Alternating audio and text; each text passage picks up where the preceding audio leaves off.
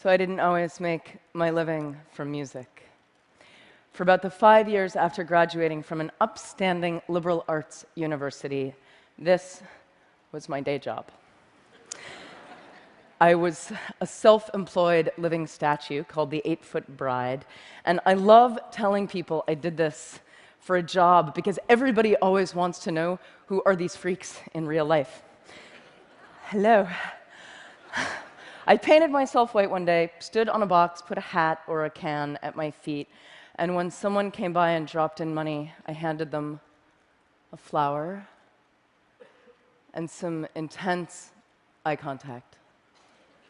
And if they didn't take the flower, I threw in a gesture of sadness and longing as they walked away.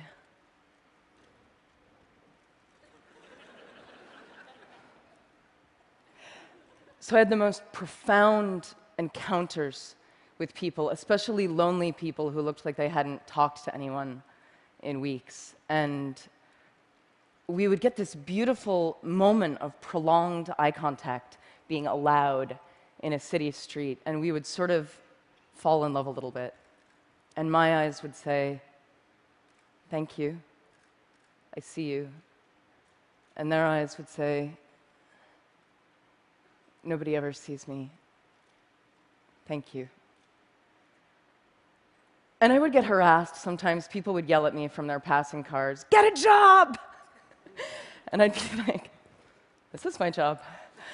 But it hurt because it made me fear that I was somehow doing something unjob-like and unfair, shameful. I had no idea how perfect a real education I was getting for the music business on this box. And for the economists out there, you may be interested to know I actually made a pretty predictable income, which was shocking to me given I had no regular customers, but pretty much $60 on a Tuesday, $90 on a Friday. It was consistent. And meanwhile, I was touring locally and playing in nightclubs with my band, the Dresden Dolls. This was me on piano, a genius drummer. I wrote the songs. And eventually, we started making enough money that I could quit being a statue.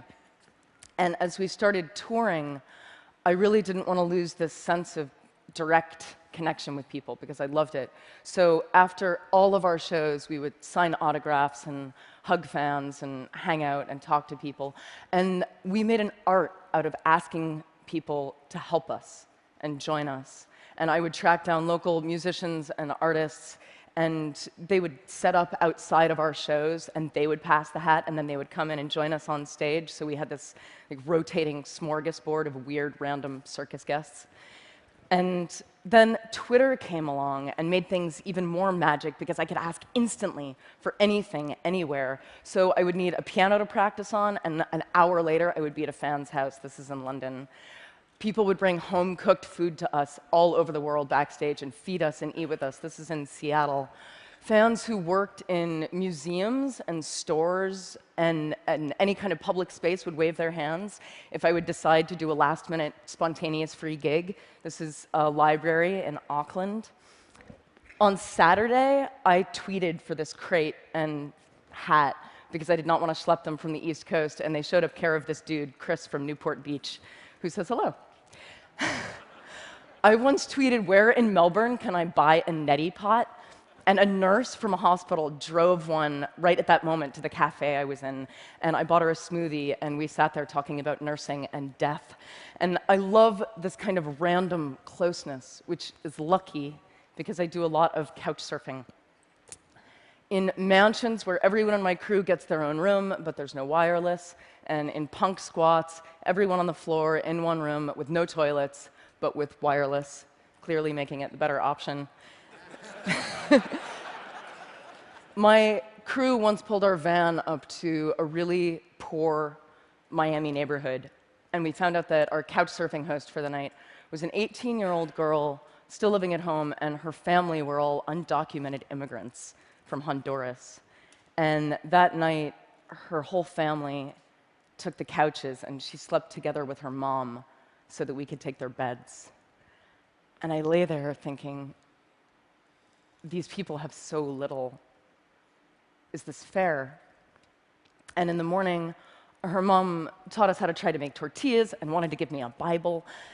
And she took me aside and she said to me in her broken English, "Your music has helped my daughter so much.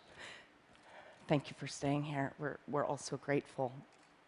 And I thought, this is fair. This is this. A couple months later, I was in Manhattan, and I tweeted for a crash pad, and at midnight, I'm ringing a doorbell on the Lower East Side, and it occurs to me, I've never actually done this alone. I've always been with my band or my crew. Is this what stupid people do? Is this how stupid people die? And before I can change my mind, the door busts open. She's an artist. He's a financial blogger for Reuters. And they're pouring me a glass of red wine and offering me a bath, and I have had thousands of nights like that and like that. So I couch surf a lot. I also crowd surf a lot. I maintain couch surfing and crowd surfing are basically the same thing. You're falling into the audience, and you're trusting each other. I once asked an opening band of mine if they wanted to go out into the crowd and pass the hat to get themselves some extra money, something that I did a lot. And as usual, the band was psyched, but there was this one guy in the band who told me he just couldn't bring himself to go out there. It felt too much like begging to stand there with the hat. And I recognized his fear of, is this fair? And get a job. And meanwhile, my band is becoming bigger and bigger. We sign with a major label. And our music is a cross between punk and cabaret. It's not for everybody. But, well, maybe it's for you. We sign, and there's all this hype leading up to our next record. And it comes out, and it sells about 25,000 copies in the first few weeks. And the label considers this a failure. And I was like, 25,000, isn't that a lot? They were like, no, the sales are going down. It's a failure. And they walk off. Right at the same time, I'm signing and hugging after a gig, and a guy comes up to me and hands me a $10 bill. And he says, "I'm sorry, I burned your CD from a friend."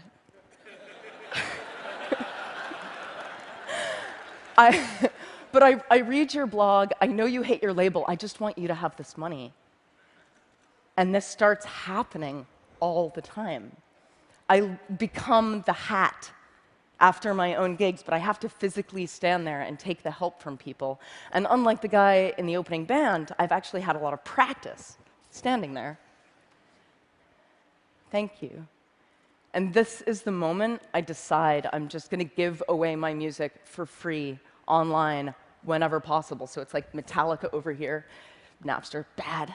Amanda Palmer over here. And I'm going to encourage torrenting, downloading, sharing, but I'm going to ask for help because I saw it work on the street. So I fought my way off my label, and for my next project with my new band, the Grand Theft Orchestra, I turned to crowdfunding. And I fell into those thousands of connections that I'd made, and I asked my crowd to catch me. And the goal was $100,000. My fans backed me at nearly $1.2 million, which was the biggest music crowdfunding project to date. And you can see how many people it is. It's about 25,000 people. And the media asked, "Amanda, the music business is tanking and you encourage piracy. How do you make all these people pay for music?" And the real answer is, I didn't make them. I asked them. And through the very act of asking people, I'd connected with them. And when you connect with them, people want to help you. It's kind of counterintuitive for a lot of artists. They don't want to ask for things, but it's not easy. It's not easy to ask. And a lot of artists have a problem with this. Asking makes you vulnerable. And I got a lot of criticism online after my Kickstarter went big for continuing my crazy crowdsourcing practices, specifically for asking musicians who were fans if they wanted to join us on stage for a few songs in exchange for love and tickets and beer. And this was a doctored image that went up of me on a website. And this hurt in a really familiar way. And people saying, you're not allowed anymore to ask for that kind of help really reminded me of the people in their cars yelling, get a job. Because they weren't with us on the sidewalk, and they couldn't see the exchange that was happening between me and my crowd, an exchange that was very fair to us, but alien to them. So this is slightly not safe for work. This is my Kickstarter backer party in Berlin. At the end of the night, I stripped and let everyone draw on me. Now, let me tell you, if you want to experience the visceral feeling of trusting strangers, I recommend this, especially if those strangers are drunk German people. This was a ninja master level fan connection, because what I was really saying here was, I trust you this much. Should I? Show me. For most of human history, musicians, artists, they've been part of the community. Connectors and openers, not untouchable stars. Celebrity is about a lot of people loving you from a distance.